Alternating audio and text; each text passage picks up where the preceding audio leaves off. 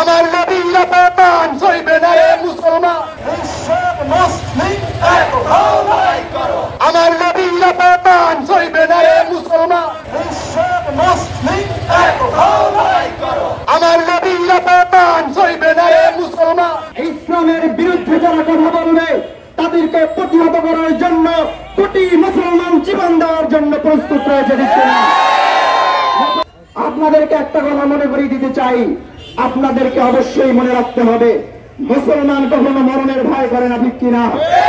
আমার নবীকে অপমান করা হবে, ইসলামকে নিয়ে কটূক্তি করা হবে, আর আমরা এই জীবন নিয়ে ঘরে বসে থাকবে এমন জীবন আমরা চাই না।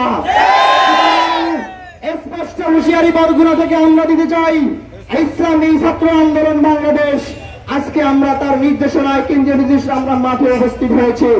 আমরা অন্তর্বর্তীকালীন সরকারকে আমরা আহ্বান জানাবো, আপনাদেরকে আমরা স্পষ্ট বলতে চাই, বাংলাদেশের রাষ্ট্রীয় আইন বিভিন্ন জিনিস আপনারা সংস্কার করছেন, কিন্তু একটা বিষয় আপনাদেরকে মনে রাখতে হবে, মুসলমানের কোন অবস্থাতেই মুসলমানকে মাইনাস করে দিয়ে মুসলমানের উপরে আঘাত করে কোন যদি আইন বাস্তবায়ন করা হয়, এই মুসলমান জাতি আবার রক্ত দিবে রাজপথে। বিশ্বনবী হযরত মুহাম্মদ সাল্লাল্লাহু আলাইহি ওয়াসাল্লাম বিশ্ব মানবতার অগ্রদূত, সারা পৃথিবীর যে কোনো জায়গা থেকে সারা পৃথিবীর একমাত্র রোল মডেল।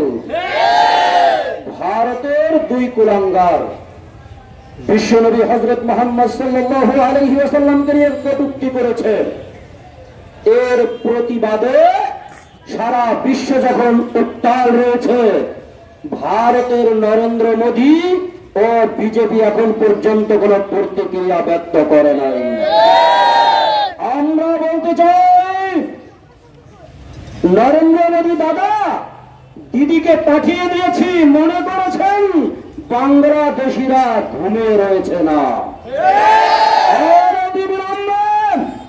এই কুলাঙ্গারকে ফাঁসির ব্যবস্থা করুন। আমাদের যারা আমরা মুসলিম, আমরা জীবনের চেয়েও যাকে ভালোবাসি, যাকে সৃষ্টি না করলে আসমান জমিন জঙ্গলতা গাছপালা কিছুই সৃষ্টি হতো না, সেই জনাবে মুহাম্মদুর রাসূলুল্লাহ সাল্লাল্লাহু আলাইহি ওয়াসাল্লামকে নিয়ে যারা কটূক্তি করে তাদের দৃষ্টান্তমূলক শাস্তি দিতে হবে এবং প্রকাশ্যে জনতার সামনে ফাঁসির কাষ্ঠে ঝুলাতে হবে।